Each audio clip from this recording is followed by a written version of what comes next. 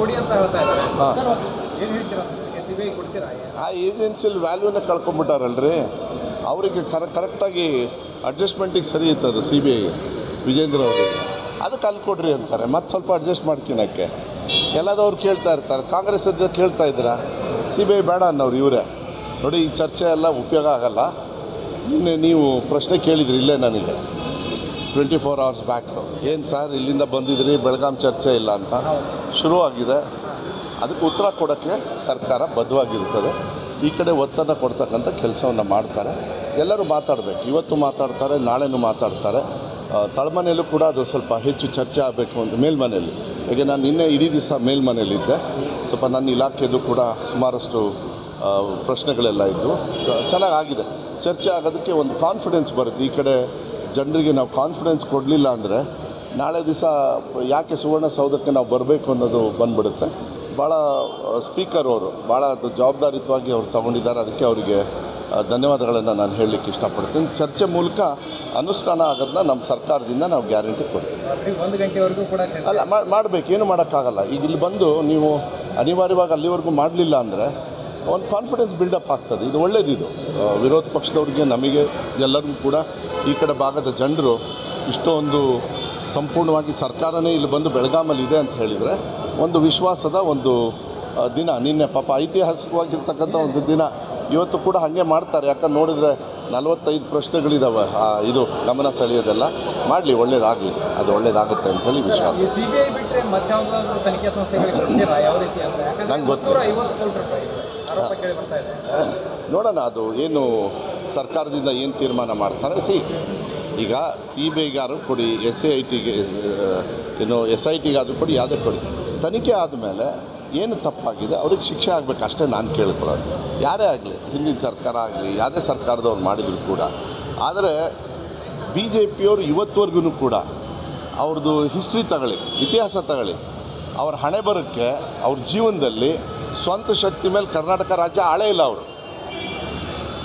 ಇದು ಭಾಳ ಪ್ರಮುಖವಾಗಿರ್ತಕ್ಕಂಥ ಅಂಶ. ಈ ಹೊಲಸು ಏನು ಆಪರೇಷನ್ ಕಮಲ ಇವನ್ನೆಲ್ಲ ತಂದಿದ್ದು ಇಡೀ ಭಾರತ ದೇಶಕ್ಕೆ. ಇವತ್ತು ಕೂಡ ಏನು ಸೆಂಟ್ರಲ್ ಗೌರ್ಮೆಂಟಲ್ಲಿ ಮಾಡ್ತಾ ಇದ್ದಾರೆ ಎಲ್ಲದೂ ಕೂಡ ಇಲ್ಲಿಂದನೇ ಸೃಷ್ಟಿಯಾಗಿದ್ದು. ಇದು ನಿಲ್ಲಬೇಕು, ಅದು ಇಲ್ಲೇ ನಿಲ್ಲಬೇಕು ಅಷ್ಟೇ ನಾನು ಕೇಳ್ಕೊಳ್ಳೋದು. ಯಾವುದೇ ತನಿಖೆ ಆದ್ರೂ ಅದು ಒಂದು ಘಟ್ಟಕ್ಕೆ ಸೇರಬೇಕು, ಅದಕ್ಕೆ ಉತ್ತರ ಕೊಡಬೇಕು ಅಷ್ಟೇ. ನಿಮ್ಮ ಇಲಾಖೆಗೆ ಸಂಬಂಧಪಟ್ಟಿದ್ದು ಈ ಮಹಾರಾಷ್ಟ್ರದಲ್ಲಿ ಕನ್ನಡ ಶಾಲೆಗಳ ಮಕ್ಕಳು ಕಲಿತಾ ಇದ್ದಾವಲ್ಲ, ಅಲ್ಲಿ ಏನಾದರೂ ಶಿವಭಾಗ್ಯ ನಾನು ವಿಶೇಷ ಕರ್ನಾಟಕದ ಯೋಜನೆಗಳನ್ನು ಜಾರಿ ಮಾಡ್ತೀರಾ ಅಲ್ಲಿ ಕನ್ನಡ ಮಕ್ಕಳಿಗೆ? ಅದು ನನಗೆ ಗೊತ್ತಿಲ್ಲ. ಯಾಕೆಂದರೆ ಇದು ನೋಡೋಣ, ಯೋಚನೆ ಮಾಡೋಣ.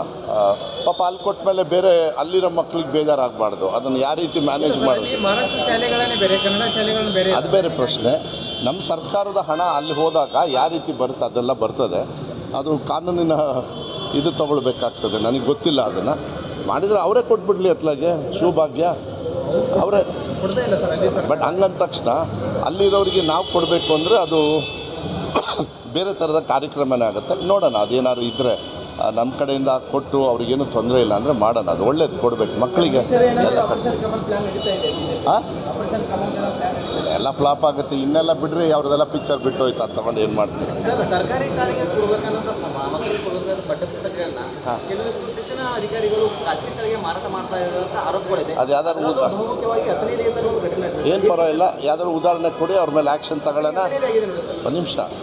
ಈಗ ಯಾವ ತಿಂಗಳಲ್ಲಿದ್ದೀವಿ ನಾವು? ಡಿಸೆಂಬರಲ್ಲಿದ್ದೀವಿ. ಸ್ಕೂಲ್ ಶಾಲೆ ಓಪನ್ ಆಗಿ ಎಷ್ಟು ದಿವಸ ಆಯಿತು? ಯಾವಾಗ ಮಾರ್ಕೋಬೇಕಾಗಿತ್ತು? ಜೂನ್ ಕೊಡಿ, ಉದಾಹರಣೆ ಕೊಡಿ, ಉದಾಹರಣೆ ಕೊಡಿ.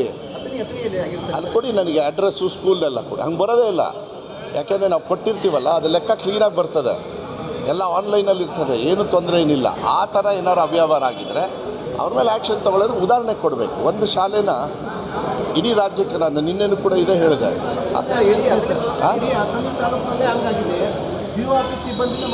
ಕೊಡಿ, ನೀವು ಹೇಳಿಕೆಗೆ ನಾನು ಅದು ನಿಮ್ಮ ಹೇಳಿಕೆ ಕೊಟ್ಟ ತಕ್ಷಣ ನೀವು ಇಲ್ಲ, ನನಗಂತೂ 100% ಇಲ್ಲ. ಆ ಥರ ಏನಾದ್ರು ಇದ್ದರೆ ಆಮೇಲೆ ಕೆಲವು ಆಫೀಸರ್ಸ್ ತಪ್ಪು ಮಾಡಿದ್ದಾರೆ. ಅದ್ರ ಮೇಲೆ ಆಗಲೇ ನಾನು ರಿವ್ಯೂ ಮಾಡಬೇಕಾದ್ರೆ 2.5 ತಿಂಗಳ ಹಿಂದೆ ಇಲ್ಲಿ ಬೆಳಗಾಮಲ್ಲಿ ನಾವೆಲ್ಲ ಭೇಟಿ ಮಾಡಿ ಆವಾಗಲೇ ಆ್ಯಕ್ಷನ್ ತೊಗೊಂಡಿದ್ದೀವಿ.